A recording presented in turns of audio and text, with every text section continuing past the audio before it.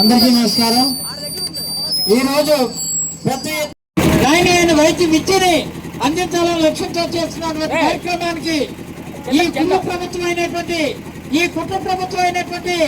కూటమి ప్రభుత్వం చంద్రబాబు నాయుడు 10 మెడికల్ కాలేజీలు ప్రైవేట్ పరం చేయడం కోసం ఇప్పటికే ప్రైవేట్ వ్యక్తులతో దాన ధర్మాలు చేయడం కోసం వాళ్ళ దగ్గర మామూలు వసూలు చేసుకుని చేస్తున్నటువంటి ప్రక్రియలో భాగంగా ఈ 10 మెడికల్ కాలేజీలు కూడా ప్రభుత్వమే నడిపించాలని జగన్మోహన్ రెడ్డి గారి పిలుపు మేరకు రాష్ట్ర వ్యాప్తంగా 1 కోటి సంతకాలు సేకరించే కార్యక్రమంలో భాగంగా ఈ రోజు అనకాపల్లి జిల్లాలో గురువారం అమర్నాథ్ పార్టీ అధ్యక్షుల నేతృత్వంలో పెద్ద ఎత్తున 7 నియోజకవర్గాల నుంచి కూడా లక్షలాది సంతకాలు సేకరించి ఈ ప్రజా ఉద్యమ రథాన్ని అదిగో ఇప్పుడే ప్రారంభించడం కోసం అనకాపల్లి దాదాపు 4 లక్షల సంతకాల కార్యక్రమాన్ని పూర్తి చేసి ఆ వ్యాన్ ద్వారా తాడేపల్లి పంపించేటువంటి కార్యక్రమం చేస్తా ఉన్నాం.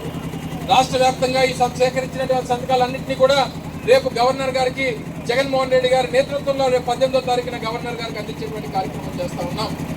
పేదవాడి తాలూకు ఆలోచనని, పేదవాడి తాలూకు ఆశయాన్ని, పేదవాడి తాలూకు వైద్య విద్యని, పేదవాడి తాలూకు వైద్యాన్ని పేదవాడికి చేరువ చేయాలనేటువంటి లక్ష్యం వైఎస్ఆర్ కాంగ్రెస్ పార్టీది.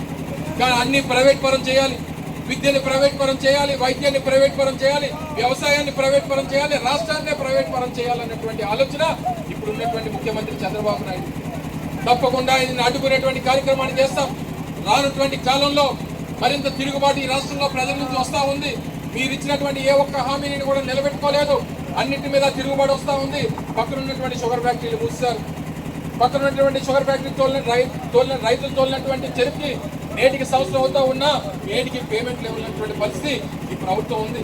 50 సంవత్సరాలకే పెన్షన్ ఇస్తా ఉన్నాడు, ఏ ఒక్కడికి 2 సంవత్సరాల కొత్త పెన్షన్ ఇచ్చినటువంటి పరిస్థితులు లేవు. నిరుద్యోగ యువతకి 3000 రూపాయలు నిరుద్యోగ వృత్తి అన్నాడు, లేదు. సంవత్సరానికి 3 సిలిండర్లు అన్నాడు, లేదు. 18 సంవత్సరాలు దాటినటువంటి ప్రతి మహిళకి నెలకి 1500 రూపాయలు ఇస్తా ఉన్నాడు. మరి అన్ని లేవండి, ఏదుంది? కేవలం ఈ రాష్ట్రంలో అవినీతి మాత్రమే ఉంది అనేటువంటి విషయాన్ని మీ అందరికీ తెలియజేస్తాం. కొడుకు పబ్లిసిటీ, తండ్రి ప్రచార యావ, ఇప్పటికీ ఈ సంవత్సరంన్నర కాలంలో వారు చేసినటువంటి అప్పు 2,66,000 కోట్ల రూపాయలు అప్పు చేసినటువంటి ఘనత ఈ ప్రభుత్వానికి దక్కుతా ఉంది. మనం కూడా 3 లక్షల కోట్ల రూపాయలు అప్పు చేశాం, కానీ 2,70,000 కోట్ల రూపాయలు పేదవాడి చేతిలో పెట్టామనేటువంటి విషయాన్ని. కానీ ఈ ముఖ్యమంత్రి కేవలం 18 మాసాల్లోనే 2,70,000 కోట్ల రూపాయలు అప్పు చేస్తే పేదవాడి చేతిలో 1 రూపాయి అన్న వెళ్ళిందా ఒక్కసారి ఆలోచన చేయమని. పోనీ ఒక 5,000 కోట్ల రూపాయలు ఈ మెడికల్ కాలేజీ నిర్మాణానికి ఇచ్చాడా అంటే అది లేదు.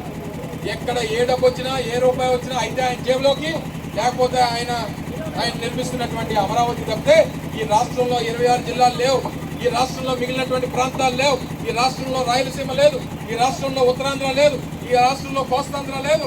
కేవలం ఈ రాష్ట్రంలో ఏముందంటే ఒక్క అమరావతి మాత్రమే ఉంది. అది ఒక్కటి ఉంటే చాలు అని చెప్పి చంద్రబాబు నాయుడు మాట్లాడుతూ ఉన్నారు. తప్పకుండా దీని మీద తిరుగుబాటు వస్తుంది. అమరావతి వ్యతిరేకం కాదు, అమరావతితో పాటు ఈ రాష్ట్రంలో ఉన్నటువంటి మిగిలిన ప్రాంతాలను కూడా చూసుకోవాల్సినటువంటి బాధ్యత ఈ రాష్ట్ర ముఖ్యమంత్రి మీద ఉంది అన్నటువంటి విషయాన్ని తెలియజేస్తా ఉన్నాం.